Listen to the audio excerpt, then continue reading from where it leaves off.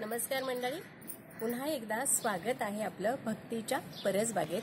आपण उभे आहोत टेरेसवर आपल्या कुंड्यांच्या जवळ आणि आज आपण ज्या वनस्पतीची माहिती पाहणार आहे तिला ओवा असं म्हणतात.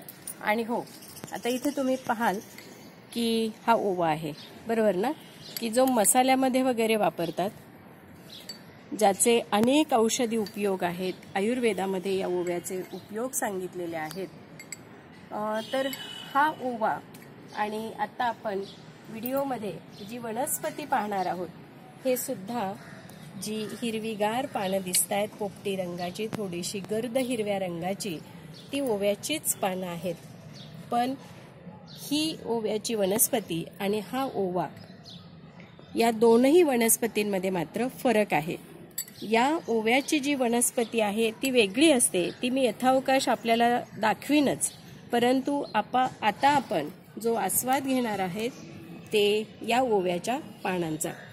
आता आपण पाहतोय की ही जी पानं आहेत ही तसं म्हणाल तर माझ्या माहितीप्रमाणे ही अपुष्पच वनस्पती आहे.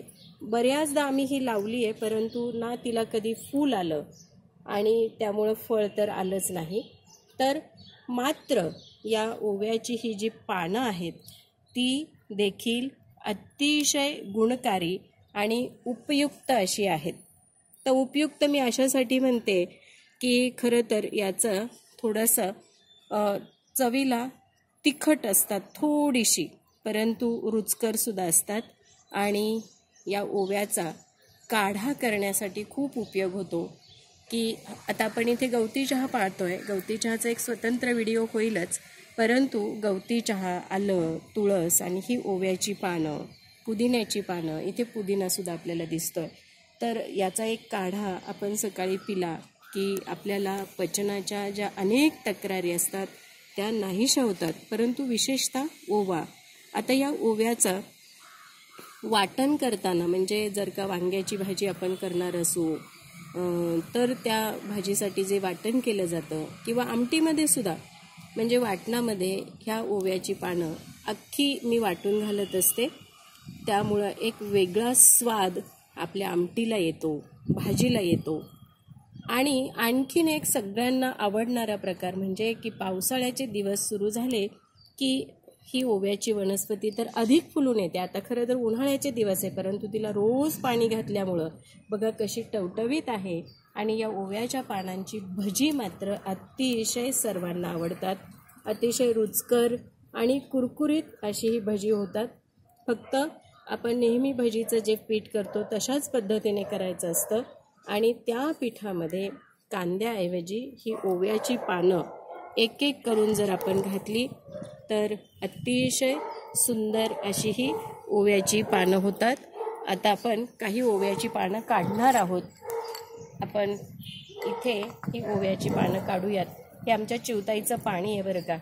आत्ताच काही मिनिटांपूर्वी चिवताई आली, पाणी पिऊन गेली. एकच नाही, अनेक चिवताई असतात आणि त्यांना बागेत यायला आवडतंच. त्याच्यामुळं रोज सकाळी त्यांच्या सेवेला इथे मी हजर असते. नाही म्हटलं तरी आपण प्राण्यांवर, पक्ष्यांवर प्रेम करणं, भूतदया हा माणसाचा एक गुण आहेच, आणि तो मला अशा पद्धतीने आपसूक करायला मिळतोय.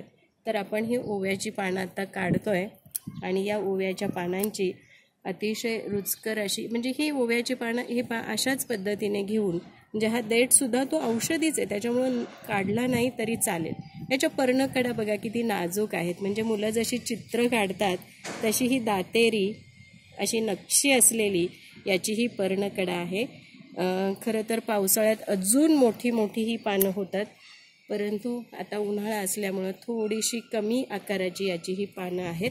आणि या पानांचा जो मी औषधी गुणधर्म सांगितला तो सुद्धा खूप महत्त्वाचा आहे.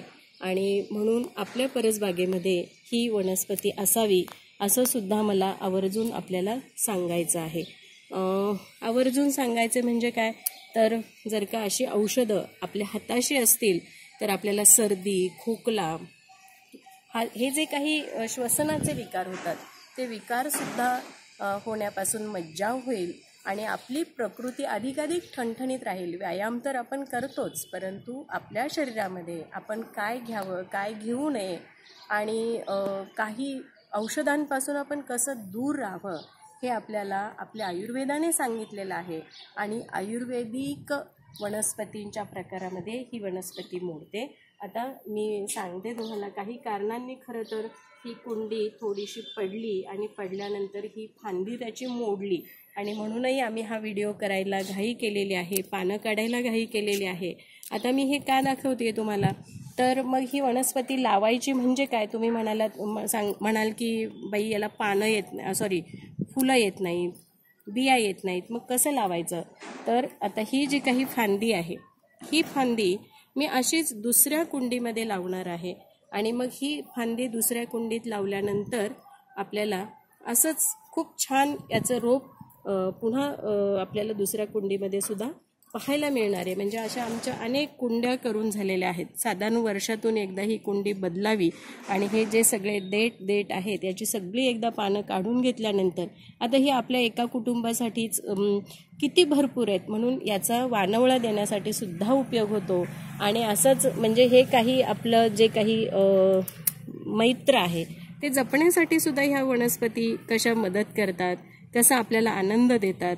आता ही वनस्पती मी इतरांना सुद्धा म्हणजे माझ्या एका मैत्रिणीला लावायला देणार आहे, अशासाठीच की आपण ह्या चांगल्या गोष्टींचा प्रसार करत राहूया, प्रचार करत राहूया, आपलं आरोग्यही जपूया आणि आनंदही मिळवूया.